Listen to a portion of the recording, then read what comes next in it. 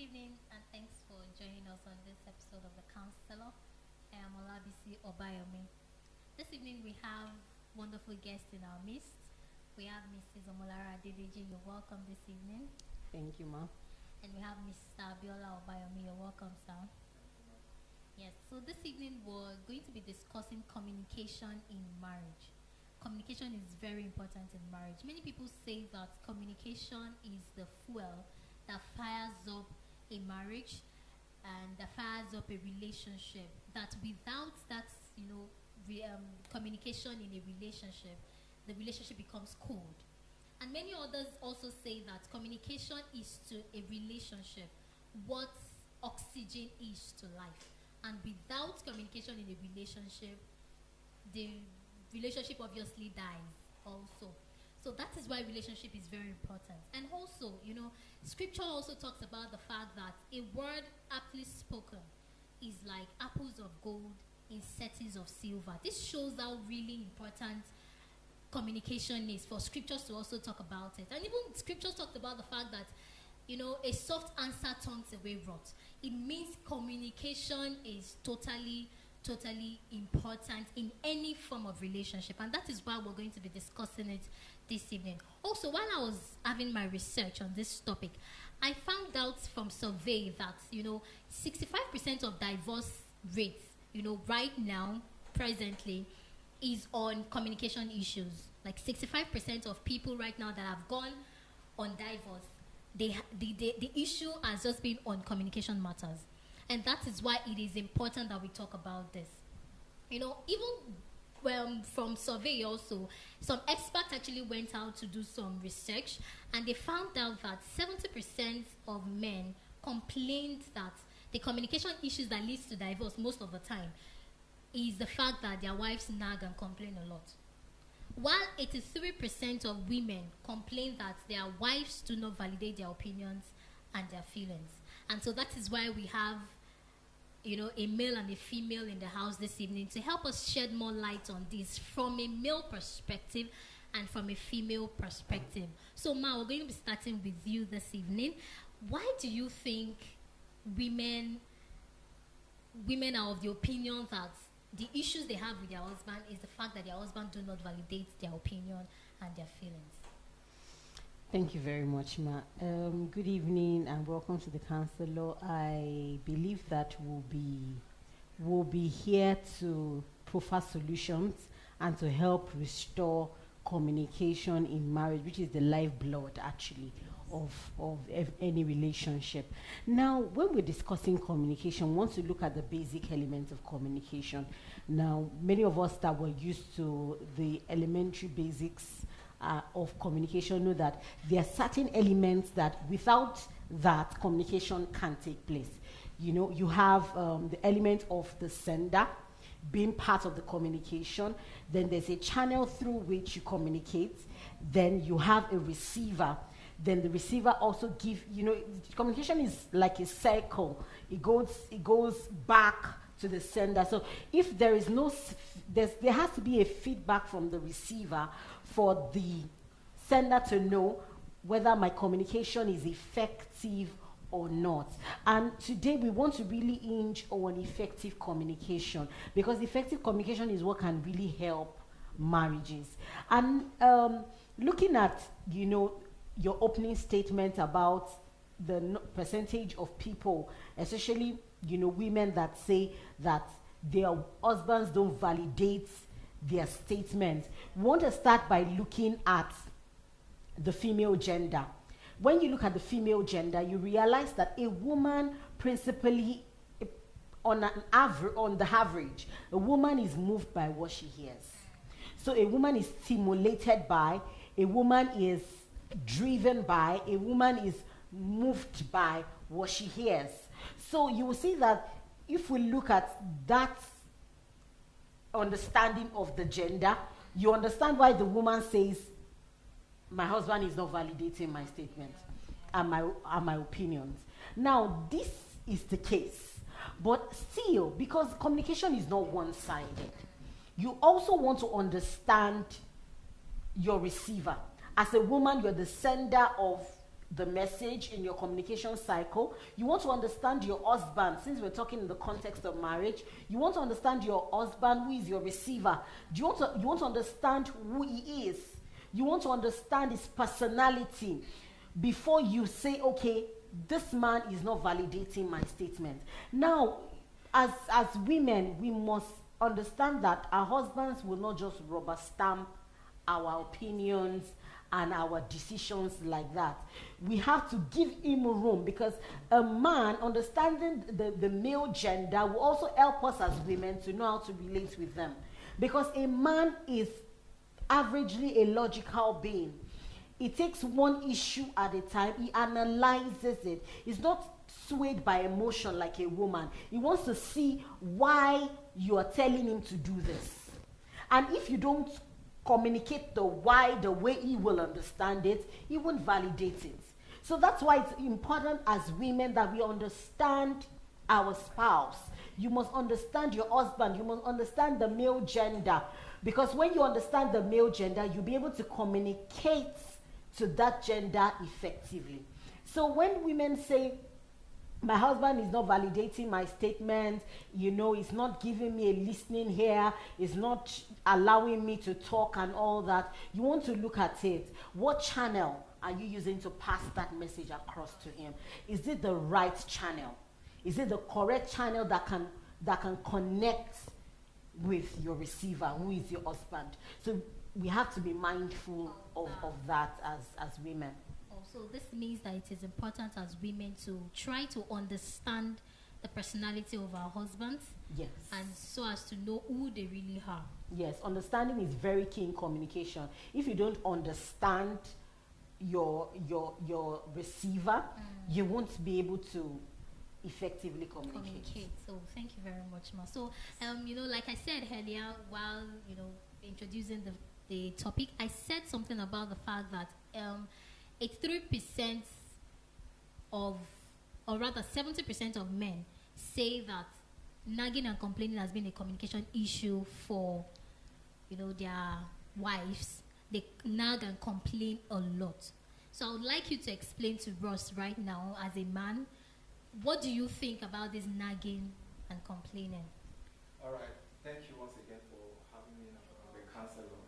See, naturally, I want us to start this discussion from the fact that it is not only women that nag and complain. Okay. Both men and women nag and complain. But statistically, it has been proven that this attitudinal pattern and behavior occur more in women than men. So naturally, we see that women complain and nag more than men. But before we proceed further, it is first important that we understand why people nag and why people complain. See, if there is nothing to nag or complain about, there wouldn't have been any need for it in the first place. So, for a woman to nag or for a woman to complain means that there is something she's dissatisfied with and that she wants a change, and that is why she nags or complains. And the truth is, nagging or complaint comes to the fore when a level of dissatisfaction has reached a threshold. For example, if a woman has been overbearing a particular pattern of behavior from her husband, and then she expected the husband to change over time, and then he didn't change, then there is every possibility that each time that behavior occurs in the man, she complains. And until she sees that change, she may not stop complaining. But you see, most men, when they don't understand why their wives complain or why women complain, they tend to, turn it into nagging. And you see, when you have power to change something, you wouldn't need to complain. You just go ahead and exercise your power to change that thing. So it is because in that particular situation, the woman does not have the power to change her husband automatically, and that is why she complains or nag until she gets the result that she wanted. So naturally, at the bottom of nagging and complaining is a powerless person who wanted change but who couldn't see that change, and then she will do all that she has within her power to ensure that she sees that change. So it is not Totally true that the woman nag and complain. If there is nothing to complain about, if there is nothing to nag about, women will not do that. And then it is also important that we understand that the end of nagging and complaining in a relationship comes when the parties involved understand why this person complains. For example, if I am the husband, if I know why my wife complains, or if I know why she nags, if I'm able to come to that understanding and I change, then it means that nagging or complaining from her will stop. So it's not totally true that it's only women, although women nag and complain, but it's not totally true. Men also do it. But at the bottom end of it is when we understand why the woman complains or nag, then the end of nagging and complaining ceases. Okay, thank you very much, sir. But from over time, when I hear nagging, it's always like a negative thing, really. So I would like to know, what is the perspective of a man? You've explained what nagging and complaining is, but I'd like to know the perspective of a man, on nagging. How will a man receive nagging? But I would also want to ask you a question also on why do you think women complain about matters often and over again? If you know you cannot change someone, apart from nagging, what can you do? But I want you to answer that question first. The question of the fact that how do they receive nagging? How do they understand it? When a woman is complaining all the time, how do they perceive it? Well, it depends on the environment at time in which that nagging is taking place. For example, as a woman, if you don't understand your husband, if you don't understand when he likes to talk and when he does not like to talk, for example, if he's in that mood of not wanting to talk, and then you come up with a particular issue, then that environment might create a nagging for the man. Because at that mood, he's not interested in talking, but when you persist to talk, or when you persist to complain at that instance, then it becomes nagging to him, or it becomes complaining to him. So I believe if women can understand their husbands or their men, if they can understand when they are interested or not interested in a particular conversation, then I think it will help the women a lot to be able to know when to approach their spouses for certain issues and then understand the environment. The environment actually causes nagging. If you are in a happy mood, there is every possibility that, just like she said, that you receive information when you're in a happy mood. But when you understand that somebody is not in a mood to talk and you kept on pestering the person at that moment, then it becomes nagging and then it becomes complaining. So environment matters a lot, especially from men's perspective. Okay, so this is why a man would say a woman is always nagging. Yes. When she keeps talking about that matter over and again, and when she doesn't understand our environment, know that the man is probably not ready to talk about the matter at that particular time. And this corroborates what Mrs. Adedeji said the other time, that it's very important to understand the personality of your spouse. If you understand the personality of your spouse, you know when your spouse is not ready to talk, you know when your spouse is ready to talk, and you understand the environment at which you can bring any matter per time. Thank you very much, sir. So, the question I asked on, rather than nagging and, complaining all the time, and you keep talking and talking, how, you can't change this person by nagging. And a man obviously they don't like a woman nagging. So what do you prefer, like a solution? How do you think a woman can tackle matters instead of nagging and communicate appropriately? Because we're talking basically about communication in marriage. Thank you, Ma. Like Mr. Biola said, what is important for a woman is you must understand your spouse. As women in communication, it's important for us to know you can't compare your husband with another man, because he's a unique being. He has his own unique strength, his own unique weakness. He has his own background. He was raised in a different family and in a different setup. And you can't compare him with your friend's husband or your brother or your father. He's a different man. So when you come to understand his difference, because when we recognize difference, it helps us a lot.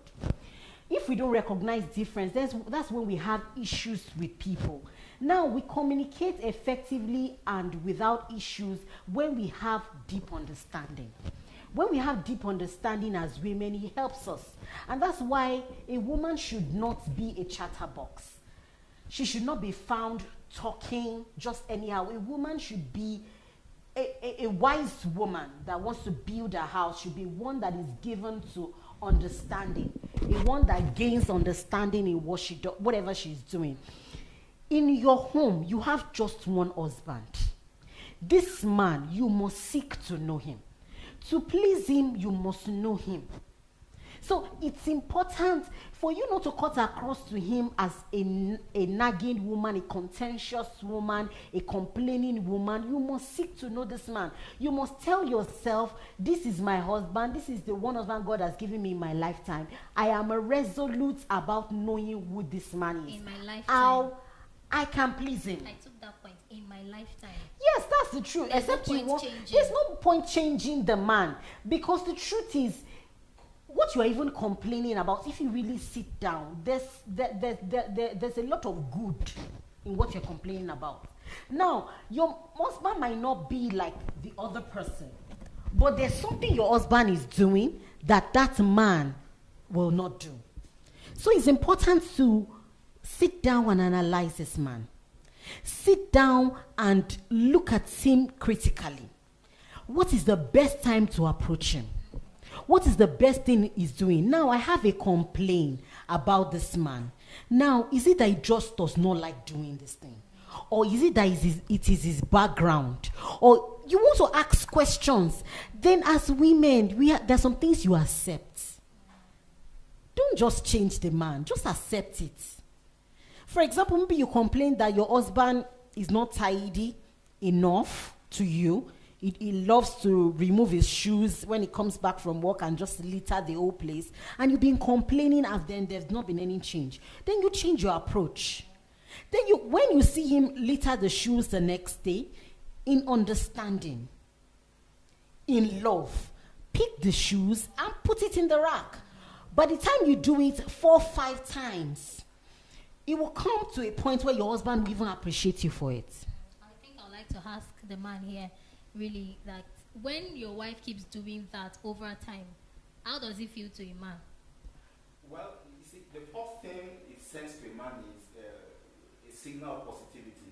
Okay. That, okay, because there is leadership in example. Okay. If the wife wants the man to continue to do certain things and he's not doing it, if the woman picks that thing and she continues to do it, I believe a right man in his right senses at some certain point will pick the message that is like, this is what my wife wants from me, and then along the line, naturally for the man, he will start doing it. So it's just about when the woman starts doing that, it sends a very good message, and it's a positive message which can eventually change the man. And that's why the scripture says that if an unbelieving woman marries a believing man, or a believing man marries an unbelieving, that by the pattern of the attitude of either of them can change the spouse. So I think if the woman picks up that particular pattern of attitude, eventually over time it will change the man. The man will get the message. Okay, so it's all about the attitude. It's not all about complaining all the while. It's not about complaining. You just have to change your attitude, change your disposition, change your strategy. And most importantly, it's better you go on your knees if it's something, so serious that you don't just want to complain about. Just go on your knees and pray to God about it, and the Lord will settle it for you. Before you know it, you don't even have to talk too much. You don't even have to nag about it anymore. All right, so this will be taking me to my next question on types of communication problems. The types of communication problems, it has been discovered that stonewalling is one communication problem, and defensiveness is one communication issue that most of the time leads to divorce. I would want you to explain stonewalling, sir, to us. Well, when a relationship or an issue gets to stonewalling, I believe stonewalling is the extreme case of poor communication in marriage or in relationships. And then it has been said statistically that one of the predictors of the divorce is poor communication. When a marriage is going to hit the rock, it starts from communication problem, and then it degenerated into poor communication. So when we are talking about stonewalling is the extreme of not wanting to communicate at all. So it means that if either of the spouse engaged in stonewalling, it is either that the person has made up his or her mind to pull out of the marriage, and then he or she is not ready to listen to anybody on that particular matter. The mind of the person has been made up, and then they resort into stonewalling because they don't want to be convinced into changing their mind. Okay, so does that mean stonewalling does not happen before? You said it's an extreme case. Yes. Does that mean it doesn't happen before, it just in the marriage without not looking into divorce? Oh, it does. Because when it happens at the early stage, for example, if the marriage has been eating the rock from the early beginning, there's still every possibility that either of the spouse is open to conversation. But we know that even when a marriage is about to eat the rock, it's not as if there won't be conversation along the line. There is something that I usually read in newspapers when I read about divorce. They usually say that the marriage is being dissolved because of improper or lack of communication or of the parties to agree on some certain matters. Now, when it gets to that stage that either of the party cannot agree on a particular matter, which is leading the marriage to hit the rock, then stonewalling is setting in. That's why I said from the beginning that it is the extreme case. So it means that it's not as if the person in stonewalling will not be listening. It is either the person is listening not to respond positively to the relationship, or whenever the issue comes up, it digresses or changes the topic. Are we following? So at that stage of stonewalling, when the relationship gets to that level, it means that relationship is not coming back. It's going to hit the bottom rock, and the parties will go their separate way. So for marriage is not to get to that level, it is important that spouses resolve their matter at the earliest stage before either one of them shuts down. Because at that stage of stonewalling, it is a state of shutdown. So either the wife or the husband is just ready to pull out. Okay. All right. Thank you for that, because I was going to ask that. So how can we correct it, and how will we make sure that whatever relationship it is will not end up in stonewalling? So it's the fact that we have to still communicate. Yes. We have to still try to open up in communication before it gets to stonewalling. Thank you very much, sir. So, Ma, we would want you to talk about defensiveness. Why do you think people start getting defensive in marriage? When relationships get to the point of being defensive, you realize that either of the parties are involved in that marriage, since our focus is marriage, they feel unappreciated, they feel odds, they feel there's a resentment of some sort, and the person have chosen to take a stand, and that stand usually is to be defensive. So you realize that when, especially I'll talk from the female perspective more, you realize that many women become defensive when they realize that they are not appreciated. The truth is, women can go, an average woman, because I'm always careful because we have some extreme cases. Now, an average woman can go all out for her family, for her husband, once she feels appreciated, loved, and people recognize a sacrifice. When there is no recognition of that sacrifice, when there's no recognition of that labor of love, a woman tends to become defensive. So whatever is coming from her husband, she's deflecting it. Whatever love is coming, she has been pushed to the wall. It's like a state of being pushed to the wall. And at that point, the woman is not just ready to welcome communication anymore. So she feels, okay, I've had dates up to here. Let me just live my life. At such point, you find out that some women will say, you know what, I'm just in this marriage because of my children. I'm just in this marriage because of what will people say. I'm just in this marriage because I know my parents, they will talk about it. I'm just in this marriage. They now give reasons why. Because their husband has appreciated them in the first place. Yes. So they become defensive. So that state is not such a good state for a woman. And that's why, as the husband of such a woman, you must make sure, because women also, our level of emotional display and expression also differs. There's some women that are very sensitive. So if you have a very sensitive wife, you must be willing to use the word of affirmation with her.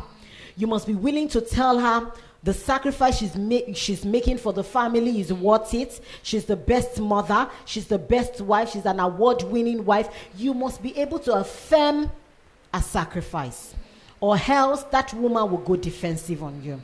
And when an emotional person goes defensive, it's always difficult to break that wall. So we want to be careful. Okay, but I would like to ask, why do men become defensive?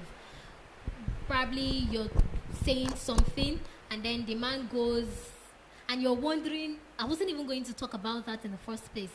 Why do they become defensive? And what, can a woman do to make sure that they don't get defensive? Well, I'm going to share this from a practical point of view. When a man becomes defensive, it could mean either of so many things. Number one, it could mean that the man is not interested in that conversation at that point in time. It could mean that the man could be wrong in what you're about to raise. So, in order for you to get him, you really want to be defensive. Now, what a woman can do in that instance is to, when you discover that the man is defensive, what a wise woman should do is to retract, come back another time. You see, because if you try to strike at that particular point when the man is defensive, it's going to cause a lot of issues. You will lose it as a woman.